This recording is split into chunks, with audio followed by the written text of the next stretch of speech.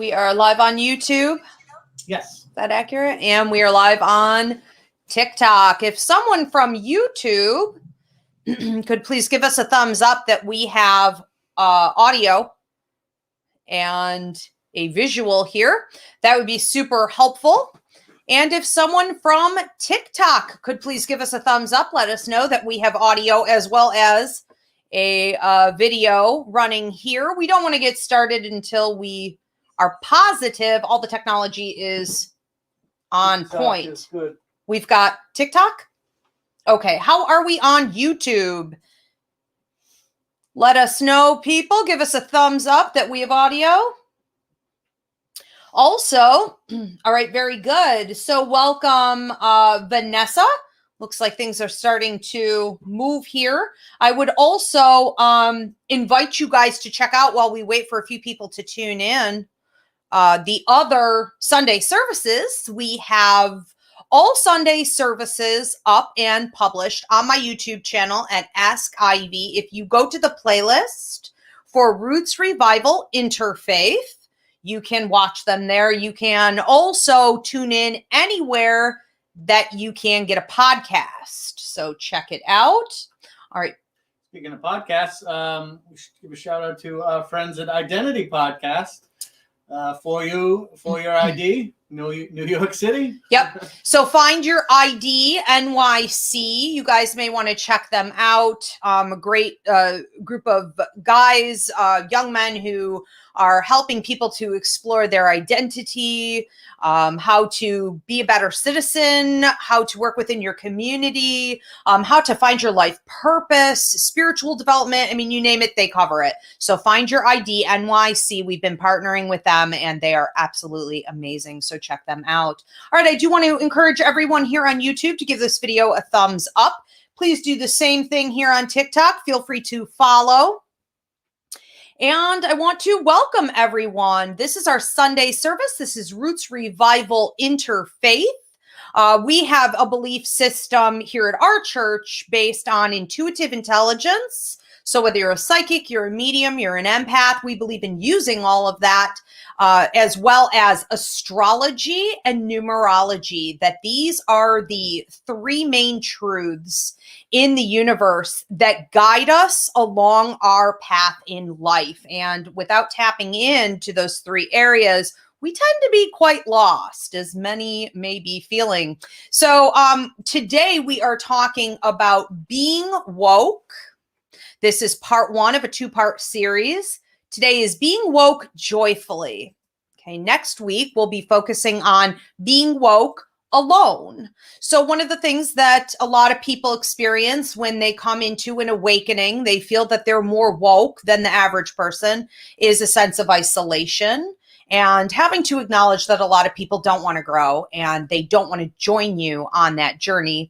And so that will be next week. So today, being woke joyfully. Okay, what are some of the reasons that we have behind an awakening? What causes an awakening? Why are some born that way? Why are some asleep while others are awake? And how can you tap into a joyful spirit, even understanding a lot of the heaviness that comes along with being woke? All right, so I am your pastor, Ivy Rivera. I have with me Reverend Danny Johnson, our numerologist. How are you, Danny? Hi, I'm great. How are you? Good. And we have Reverend Paul Casey, Healing Arts, with us as well. How are you, Paul? Great. Okay, very good. And normally we have our astrologer, Christina Del Rey. She will probably be back with us next week. So let's dive into this. And I do want to encourage you guys to post your questions or comments. The way we run our Sunday services is through interaction. So Paul will be taking those questions as they fit in, or we'll be saving them for the prayer and healing portion of the service. You can also type in your prayer and healing requests now, and feel free also to leave a donation. So let's talk about this, okay?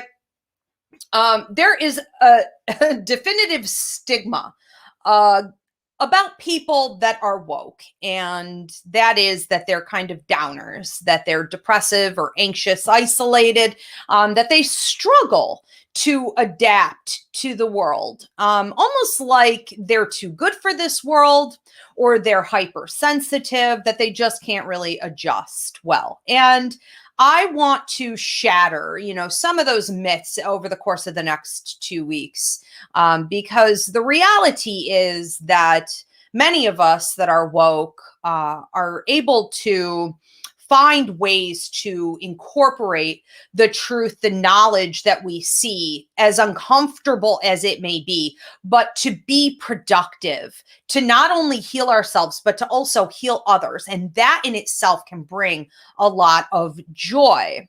But it's true that it's hard, okay? So what do I mean when I say woke?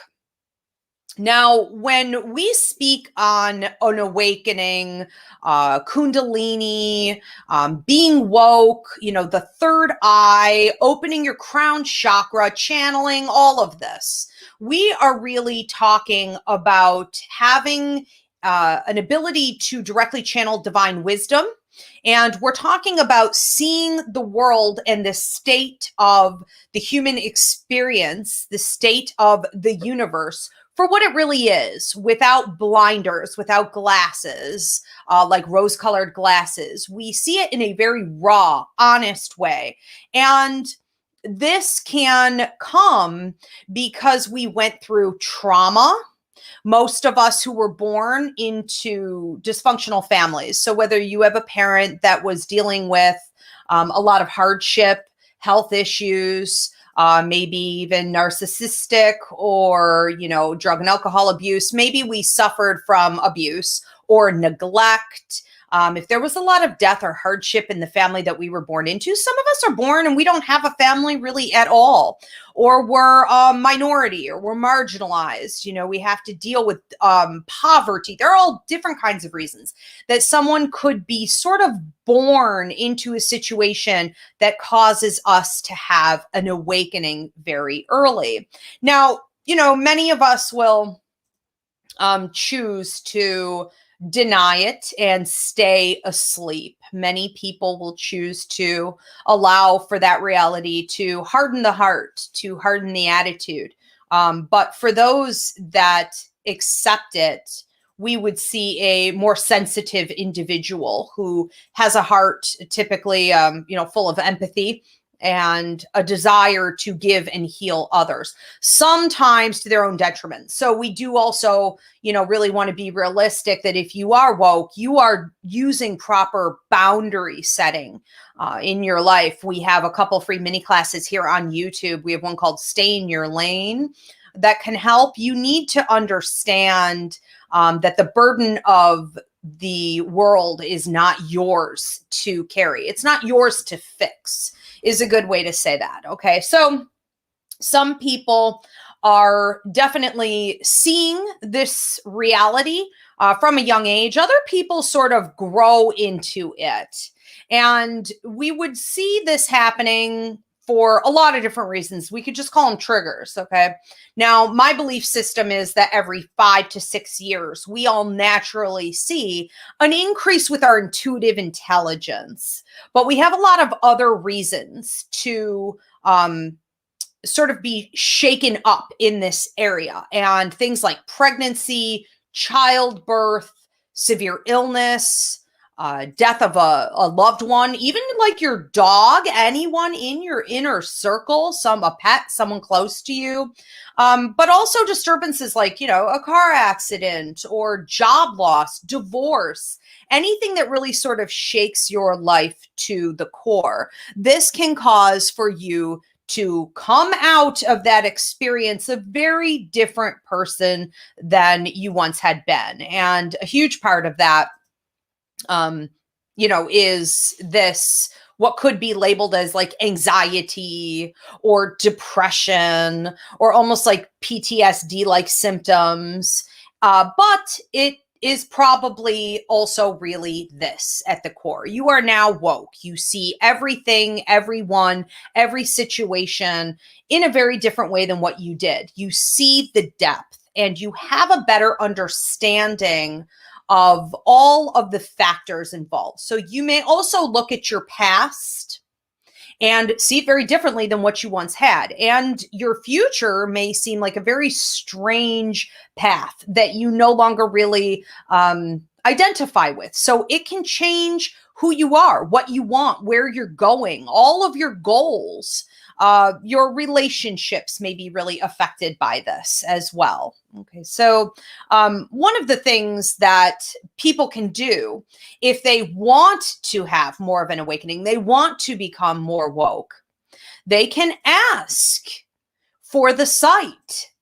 You can sit. I would not recommend more than 20 minutes a day. That gets a little excessive and you get into imagination and ego and things like this. But sit for maybe 10 to 20 minutes every day. Ask your guides, ask your ancestors to show you what can help you with your awakening journey. Meditation is a big deal. A lot of people become quite woke through meditational practices. And I just want to say with this, we don't have to get really deep with meditation. Sitting for 15 to 20 minutes, turning off your phone, being consistent in that space where you're just allowing, you're not trying to do anything, just allow your thoughts to come and go, allow your feelings to come and go, allow the messages from the universe to come and go, and observe.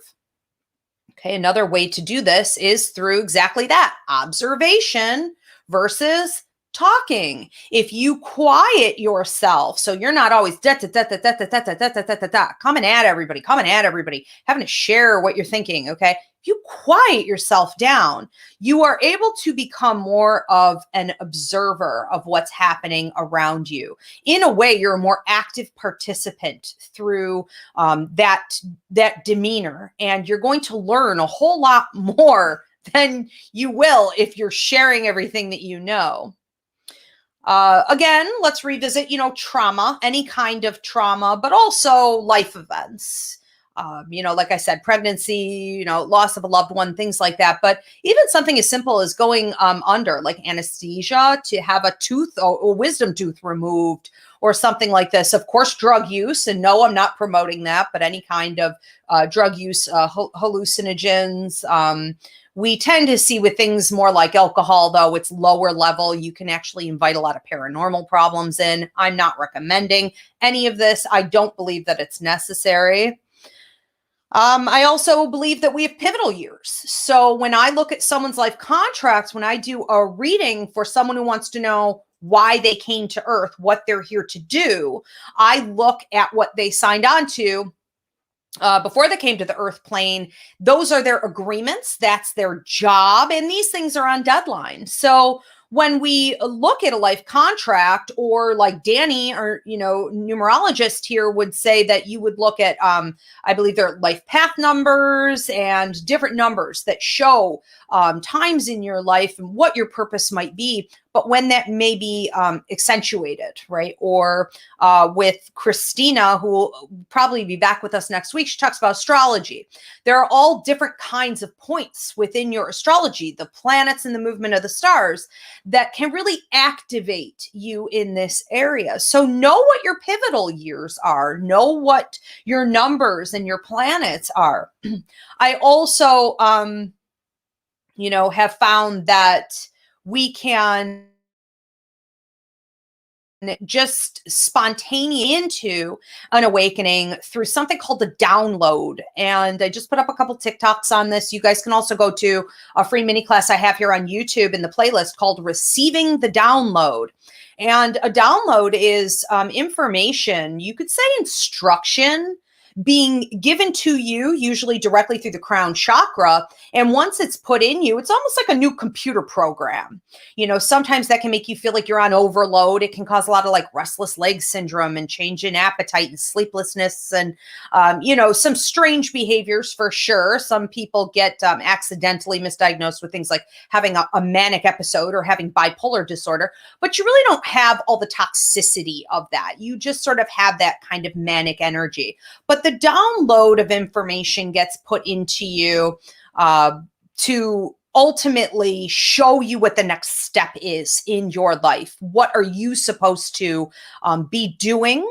And it's instruction that you didn't originally have. So you can come out of having a download knowing things. Like I had a friend who received a download who afterward was able to recite the entire Bible, even though he had never, studied it from cover to cover. You don't know exactly what you're going to get, but this would definitely cause for you to feel woke afterward. Right. So what are we supposed to do with all of this? What does that mean, being woke? What is an awakening? Okay, what is this? Well, my belief is that we are supposed to use what we see, what we know, to heal ourselves. We are supposed to work with that energy to do shadow work, to resolve issues, whether they be from a past life or present, to allow ourselves to get free from fear and ego. And once we are doing that, and you'll do this your whole life, of course, it's never over. But once you're doing that, you are capable of healing other people. And so this dynamic energy, this divine truth can channel through you. And there are all different kinds of ways to heal people. And then ultimately, I think we're supposed to be finding joy. And that is the biggest trial. I think that's the biggest test with all of this. I think that it's very easy to be woke and to stay in a state of depression and heaviness and anxiety. And I think that the more we're able to see what's coming also. So intuitive intelligence increases. You can almost walk around with a terrible foreboding all the time and feel as though there's no point. Things are hopeless. You just want to give up. What is the point of any of this? But I think that the way to find joy, or I really think of it as just peace, is through gratitude. If you can take on an attitude of gratitude, mindfully, consciously, to be aware, make yourself do it every day. I would even say until you're in the habit of doing it, maybe do it, 3 times a day, just like, eating your meals or brushing your teeth. It's just good spiritual hygiene in the morning, in the afternoon, at night. Stop yourself and use an exercise that helps you to remember things that you're grateful for. And it really does not matter how simple it is. You don't have legs, maybe you have arms. You can't see, maybe you can hear. You don't have the house of your dreams. Maybe you have a shelter that you can stay at. You don't love your job. At least you're getting a paycheck. You aren't happy with your weight. At least you're able to work on it, and you can go outside and take a walk. Just understanding that gratitude itself becomes such an overwhelming feeling that it leads you into peace and joy on its own. All you have to really do is to meditate on what you have. And I think too, don't just do it in such a way where like you're calling off a list. Okay, well, I have this. Well, I have this. Well, I have this. Say thank you to the universe. Say thank you to God. Say thank you to your ancestors. Say thank you out loud. Really express gratitude through your energy. And this will take over on its own for you. And again, like any other habit, we talk about that a lot here at Roots Revival. Forming habits is key. And so if this isn't something that you've been doing, it will be absolutely life-changing and revolutionary for you. Give it about 3 weeks and let's see what happens. We also have to, realize that being woke doesn't have to be a downtrodden energy that, messes with our manifestation and our law of attraction and our health negatively. When we do this properly, we can, I believe, you get double for your trouble, or like times 10, prosperity, good karma, when we put in the effort to do this right. And it will attract manifestation, your blessings to you, kick up law of attraction. You will see a difference. All right. So I want to open this up to you guys to talk.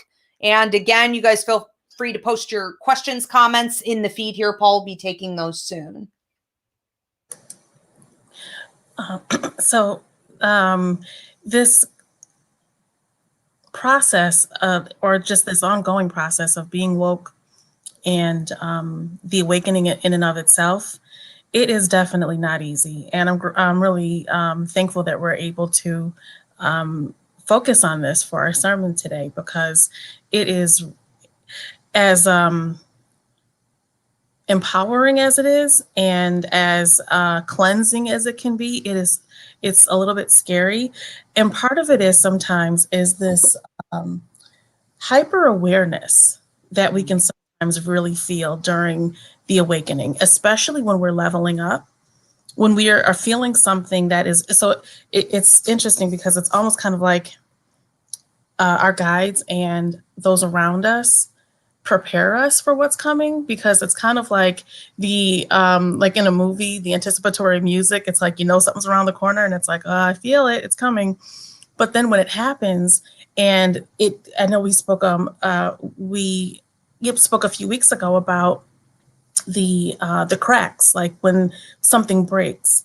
And when breaking is not necessarily something bad, but it is really the only way for the light to come in sometimes. And so when that happens, it is this this sensitivity that it's almost kind of like when you first step out into the cold and without a coat on, and it's like, oh, that's cold. Your body adjusts, you get used to it. But that first moment of our body temperatures needing to recalibrate, it can be a little bit jarring. Yeah. And that process can be difficult. And when connecting it to numerology as well, all of the numbers, the energy that go along with and that are with all of the numbers, both have benefits and have potential challenges. Mm-hmm. But when thinking specifically about, I know we spoke last week about numbers 1 and 4, and when reflecting, and even number 7 to a certain extent, but numbers 1 and 4, and specifically 4 being that number that is willing to, and again, actually all of the numbers have the opportunity and challenge, but when we are willing to lean into and at least know that, okay, this doesn't feel good, but it's worth it. Let me experience it and at least try. The number 4 energy, if there is resistance to the awakening, there could be like the numbness and like the intentional numbing out and putting up walls and saying, you know what, all I need to do is just put my head down and work and plow forward and just get through this, set my goals, and just get my work done. And those are the folks who are willing and enjoy doing the work the hard way, the long way. Mm-hmm. So those are folks who sometimes can have a lot of endurance, which can unfortunately work against us when we're in the awakening. However, when we lean into that awakening and we lean into the process, that same endurance can really work for us, because it's just, you know what, I know that there is, longevity in the long game is a kind of like one of their strengths. So their ability to withstand the uncomfortable moments can really work in their favor. Also thinking about number 7. So number 7 being one of the most spiritually charged numbers, number 7 and 11 being very deeply spiritually charged. Again, if a person with a life path number 7, if they're leaning into the awakening process, that can be, and I think that will really relate next week as well, for needing to be alone for some of this awakening process. In fact, a lot of it, because number 7, life path folks and expression number and heart's desire number folks, they are the folks who really enjoy that alone time. They need alone time. In fact, infringing upon their alone time is just about as bad as cursing them out. It's like, what did I do to you? Why would you offend me in this way and interrupt my alone time? So when that is, when the process is embraced, the number 7 energy can be really powerful and can actually allow for a person to accept a lot of the messages that are coming through. However, if there is resistance, that number 7 also because part of it is managing the feelings that come with the awakening as well. So it's the spiritual piece of it, but then it is also the actual feelings, because we're like these humans having this, well, we are spiritual beings having a human experience, but we're human, you know?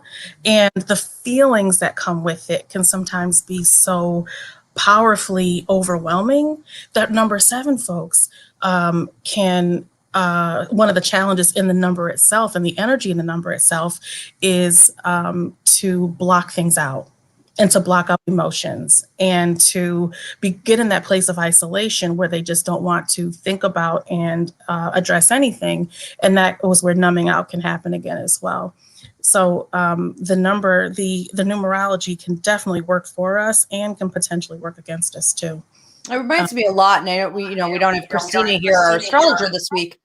I'm echoing, I think, but it reminds me, like, these numbers remind me of like Pisces, and Cancers and Scorpios, and a lot of people who, if we looked at the zodiac signs, people who are just naturally more in tune to energy, almost like empathically, psychically, spiritually, and it reminds me too of old souls. I talk a lot about old soul syndrome, people who come to Earth and they've been around the block a few times. They're just old. And even as kids, they seem like full grown people, and they're very no nonsense. Well, they feel and carry that heaviness a lot. And when we think about people who come to Earth with a light working contract, you came here to do light work, or you came here as a healer, we're all going to feel the same way. And that is very, almost like such an overwhelming intensity. I think a lot of people are embarrassed. I think they're embarrassed, especially when it kicks in full blast. They don't want to be crying out in public everywhere, and they feel weird, and overwhelmed all the time. They see a commercial, they're out having lunch with their friends, and, they go out for a few drinks to the bar. And why are they always like so emotional and burdened by this? No doubt it does lead to escapist tendencies, avoidance issues, numbing out. We have to, all of us that are woke need to be really careful to stay away from drug and alcohol abuse issues and, toxic habits. And for folks who are accustomed to, and I think all of us are susceptible to this as well, to wanting to have a certain level of control over ourselves. And it's kind of like we're taught, self-mastery is an important thing. Having a sense of, how we feel, how we operate, what's going on with us. But then the awakening, it is designed to literally strip us of that control. So it's like, wait, I've learned to master this version of myself, and now I have to learn this new girl. Who are you? Like, hello, how are you? Nice to meet you. Getting beaten down on the beach by every new wave that comes. It's like trying to get out of the ocean, and you just keep getting slammed again and again. Yes, yeah. And it's like almost kind of like learning a new blueprint and a new manual all over again, and learning to master this new version of yourself. And it's just like, ma'am, I bet you're wonderful, but forget it. I'm good. Well, and here's the reality with that. Once you've really gone through your awakening enough, you start to realize that's going to happen over and over and over and over again. So it was all an illusion anyways. It's just like, once you go through that first change, there's just going to be another one and another one. It's like shedding skin. Yeah. Yeah. And it's ironic because when we do get to that level of comfort where we have mastered ourselves, it's almost kind of like a flagging down the ancestors and our guides, like, I'm ready. I've mastered this. I'm ready for the next one. And they're just like, okay, we got you. Now you're ready for the next step. And we're sending that message without even recognizing it. And that's living, that's living your life.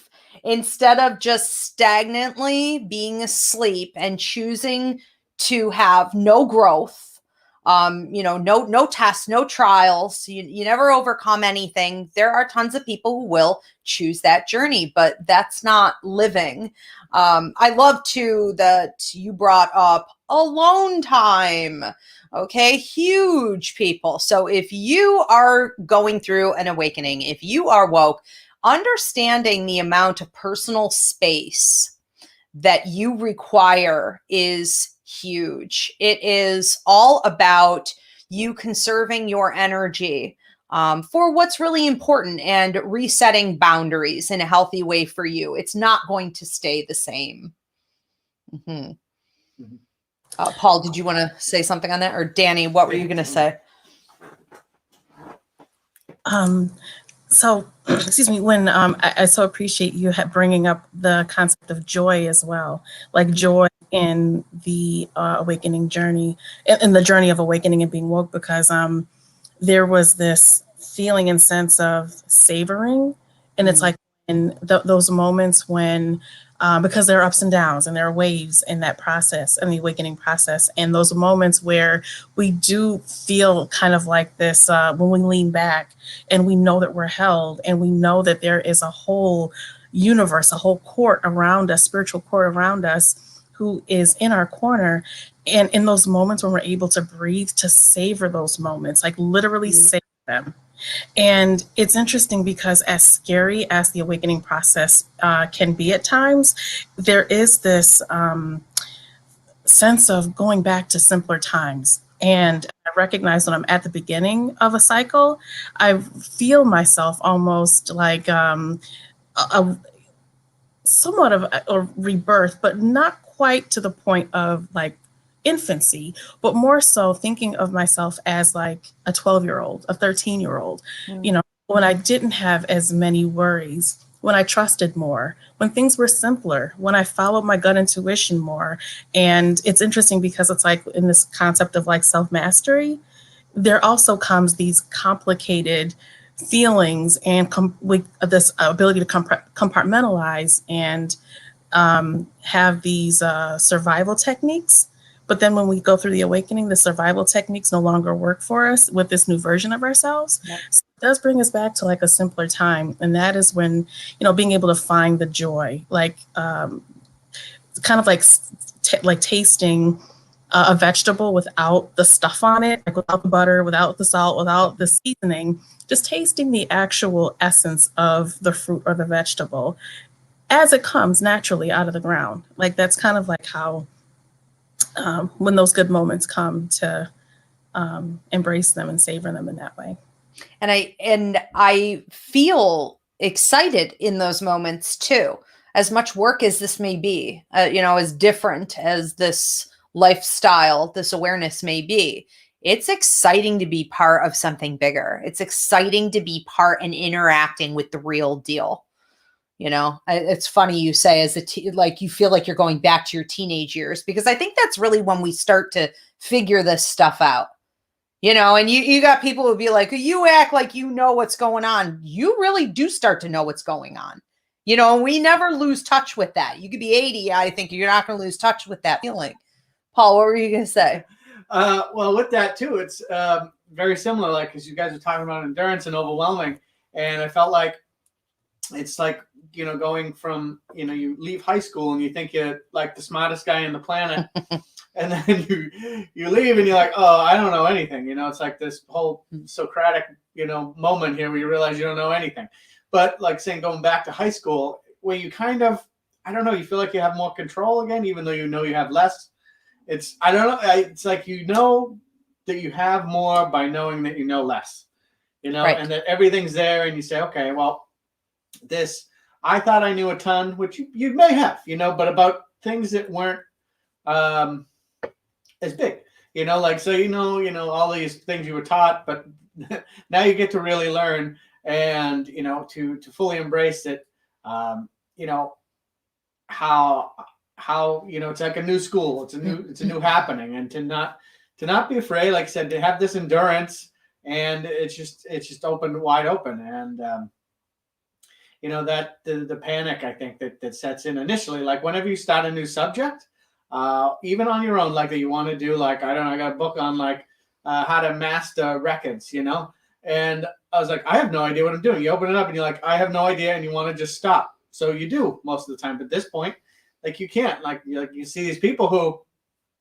are woke and they start doing all this stuff and realize how much they don't know, and that they're not these pros they think they are, and then they just slink off, and that's it. They go back to their old ways, and it does take endurance, and it takes some fearlessness, a lot of fearlessness, and just accepting that things change all the time, and that you have to be okay with that.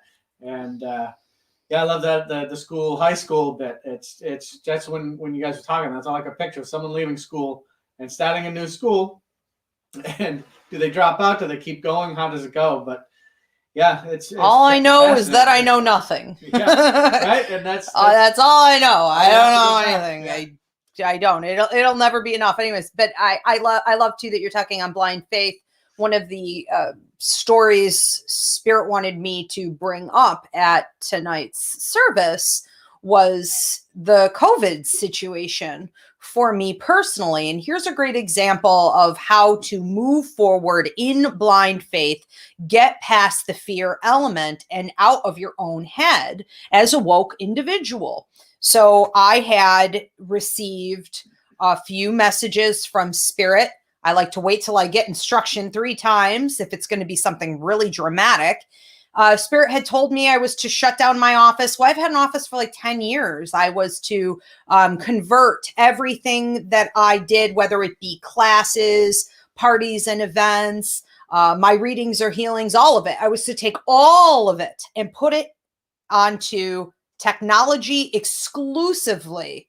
And I was not sure what the heck was going on. I went ahead and I did it because I abide, and I've been doing this a long time now. And so we got rid of everything. And I remember the last picture I put up on social media on Instagram, it was like lights out, and the lights went out on my office, and people were like, "What are you doing?" And I got a lot of backlash for it, and everything converted fine, but COVID hit. Just 5 months later, maybe 4 months later.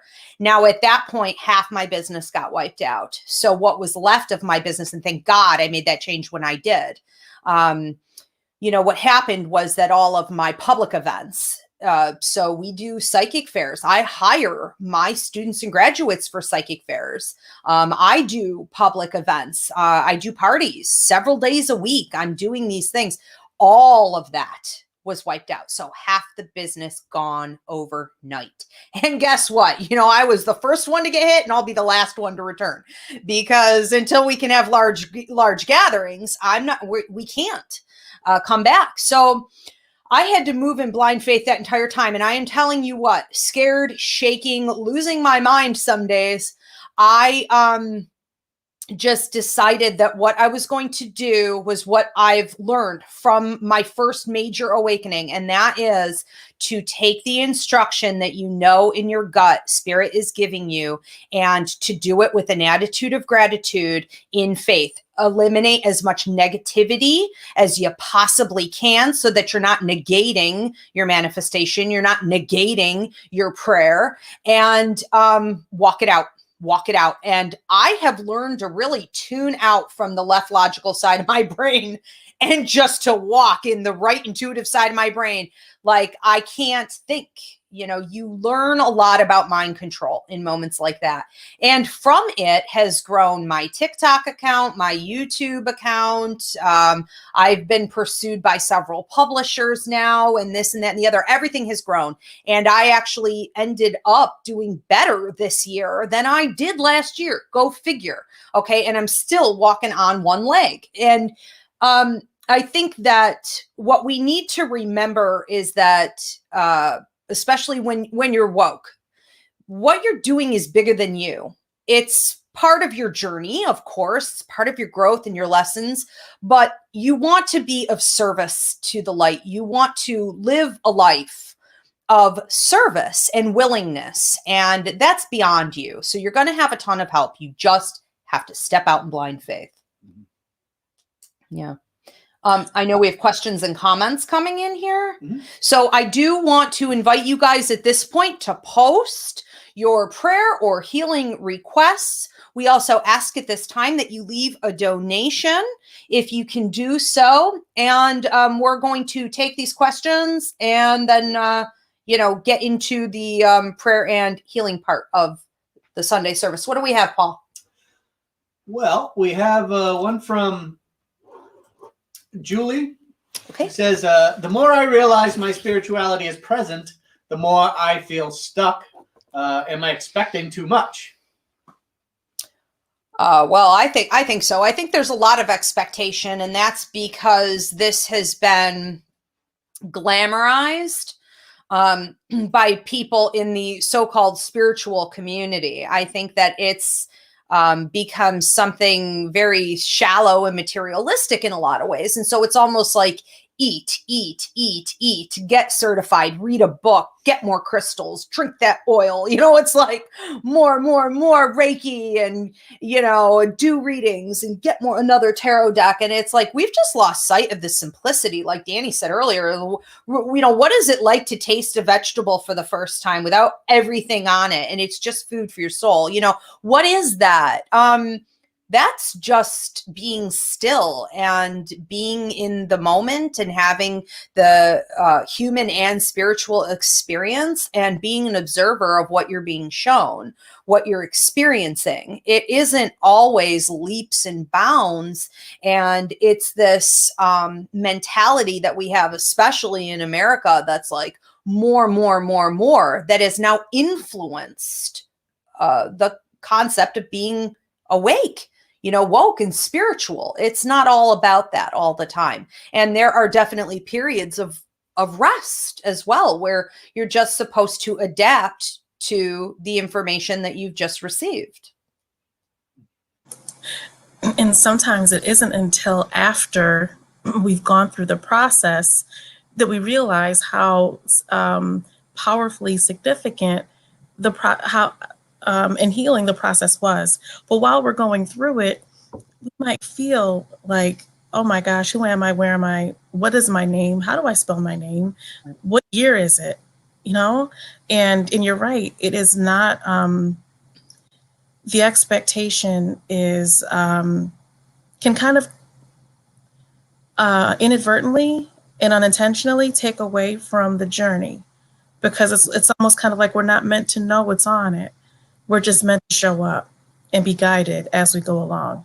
And because it's just, when thinking about even like in mediumship, how there are, how the ancestors will show certain things, but then they'll cloud out or they'll fog out what's coming next because they want us to stay present here. And if we knew what was coming next, we might try to sprint past those first few steps, which are really part of our preparation process so that we're ready for what comes next too. And that may be the lesson that you're in right now, Julie, is exactly that, is that you're trying to know the next step, and it's about letting go. It's about allowing, it's about being in the flow. Yeah. Do we have another one, Paul? Mm-hmm. Katie Lana says, someone took off my training wheels and I feel like I'm falling all the time. Her awakening. Yeah. Well, I would say, one of the things too is understanding the lost language. And that's what started all of this for my journey working with the public. And I would recommend the psychic mediumship course. Learn how to communicate with your ancestors, with your guides, with animals, with the saints, with the angels, with God, with your higher mind. It is a lost language. And it is something that we can feel so much more empowered with going forward, less like you're just kind of, flip-flopping around so much, because we hear them faster and clearer. It's more concise when we understand it. So yeah, that can help a lot. Feeling rooted, grounded. Yeah. Yeah, it's interesting, those the training wheels, and definitely wholeheartedly, like learning the language and going through the training, it just streamlines everything. And I want to say no nonsense, but the matter of fact way that you instruct, it just allows for us to hear spirit, and the truck agrees, to hear to really listen and to know what they're saying. And the training wheels, though it is scary for those to come off, it's almost kind of like to for the ancestors and for the guides and for spirit to keep them on would be to hinder us. It kind of like reminds me a little bit of the story of the monarch butterfly, where the butterfly was in the cocoon and the man in his or woman or person in their kindness cut the cocoon, seeing that the monarch butterfly was trying to get through. But the thing is, in that struggle to get through, allowed for the goo that was on that butterfly's wings to be kind of taken off. And it was as a way for it to cleanse itself. And without that struggle, the butterfly wasn't able to fly. And I'm sure many of us have heard this story, but it just, with those training wheels not being on, it really is kind of like an affirmation from the universe saying you're ready, even though it feels scary. And even though you might feel like you're suspended in air, just know that you're held. Like, they're not allowed to let you go suspended in midair without a backup plan, without a net. It's divine timing. There are no mistakes in it. Yeah. It's not an accident that it's, that it's happening. You've got a net. I also just want to say, like, that's a fun time, because we tend to get coddled by the universe, by our ancestors, by our guides. Like, oh, isn't she cute? She's a little woke baby. The baby gets passies and cute little outfits. By the time a kid's 5, they're eating dirt and, they're just, you trip and it's like, don't cry, wash that out, let the air get at it. It just changes a lot. And so even though it can feel like really intense, or like you're falling, but it's also so interactive at that point. And then as you mature, you're just not going to get the same amount of coddling from the universe. And so we have to look at, different things along the way that we can enjoy and hold on to and celebrate. Because once it gets quiet, that's a whole new level. Yeah. Yeah. That's so true. It's like, well, yeah. You're right. It's like, am I lost? Am I out at sea? Yeah, you don't get as much later. It's meat and vegetables, and that's it. No dessert eventually. What do we have next? Crystal says, it took 8 years to finally deal with the trauma, but I know I'm going through an awakening now. Could they be connected? I need so much quiet time these days. Well, absolutely. And we just did a shadow work series. We did 3 weeks of a shadow work series. So go back and watch. You can go on here at YouTube at the Ask Ivy channel under playlist Roots Revival and check out what we spoke about all 3 of those weeks, because they're absolutely connected. When you do the work and you release toxicity, heaviness, it's always going to lead into more of an awakening and an awareness and an increase in intuitive intelligence. 1000%. That trauma that happened 8 years ago, it's almost kind of like when we're ready to be able to face it in a way that will be healing for us and not harmful. It kind of like, Ivy, when you teach us about how spirit is only allowed to, the ancestors are only allowed to connect with us when it's going to be for healing purpose. When it's like our spiritual cord around us, when they know that by dealing with something, if it'll be harmful to us, if it will cause us to potentially tank out at some point, that is not the time. But once they know that we are strong enough and that we can handle it, even if it'll be uncomfortable. That's right. Yeah. And I think it takes a lot of people a really long time, and that's okay. That's all part of the process. And we want to embrace where we are with that and understand that it comes in many layers, like an onion. It'll keep coming up. It may be quiet on that for a year or two, and then again and again. Yeah. We had another one, Paul? Yep, one last one. This is from Katrina. Okay. She says, I have trouble just sitting on everything, diving in deep and staying present. I've suppressed a lot, but working on it. Always curious about new ways to go about it. So thank you for shining that light.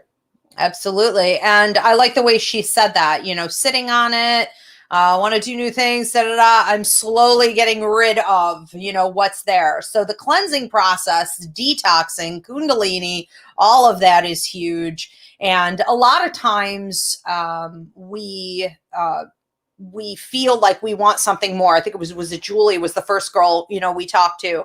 And she said, I feel like there should be something more to this, I believe. But where is it? What is it? It's often in the detox process. It's the letting go. It's the cleansing. It's the sitting with what's already there. We can't go on to something else until that part. So it's just in the sort of nothingness, that ability to get comfortable being uncomfortable and sit with whatever is happening internally with our energy. And that leads to the next step being revealed on the path. The next part is going to get lit up through that process. Yeah. Okay. So I see we have some prayer requests here. We have no prayer requests here. So if you guys don't have any prayer or healing requests, we're going to go ahead and get started with our own over everyone. Okay, so feel free to continue to post. Do you want me to lead this or do you want to lead this? If you want to. Okay.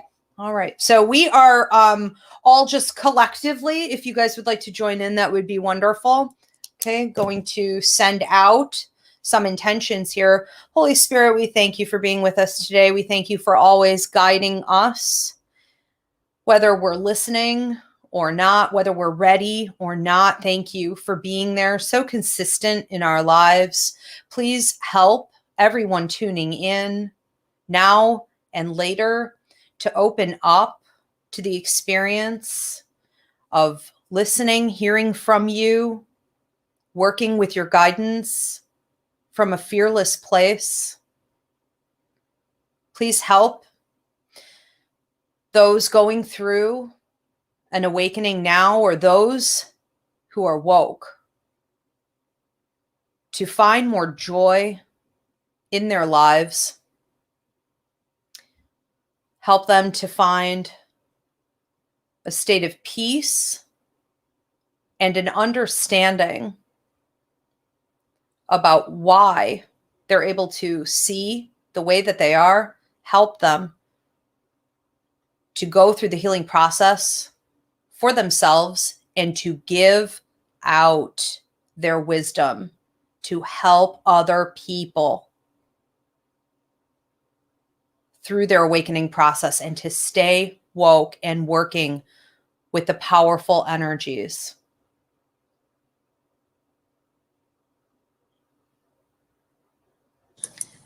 Would also like to add for anyone who is on this journey to stay on it. Pray that those who are knee deep in it, who are thinking about abandoning it, who are thinking about just digging their head in the sand, to please reconsider. Remember that you're held, that you're never alone, and that there literally is light at the end of the tunnel. And we ask for those that are going through their awakening and are realizing for the first time that this is an isolating experience, that relationships that they could once count on aren't feeling the same or stable. For anyone who feels as though they're going through the dark night of the soul, okay, we pray that they find Roots Revival, that they find members of their soul tribe, and that the information that they need crosses their path in such a way that they'll recognize it and accept it. Okay, and I just, upon closing, unless you guys have anything else you want to pray over, just wanted to say special prayer over those that are struggling due to COVID with financial distress, worrying about where the next paycheck is going to come from. Will there be enough? Job transition. When can we go back to work? All of this.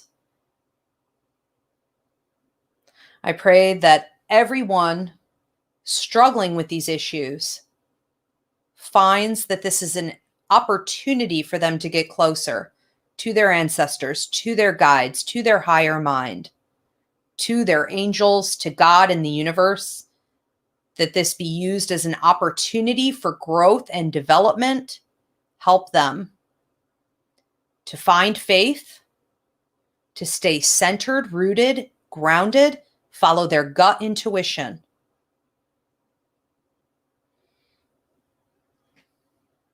Amen.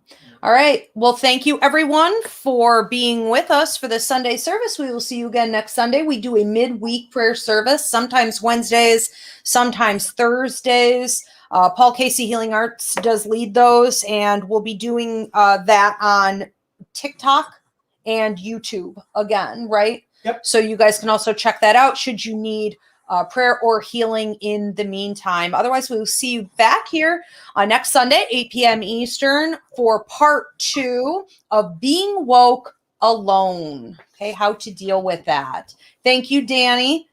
Thank you. This is wonderful. Thank you, Paul. Thank you, Spirit. We'll see you guys next week.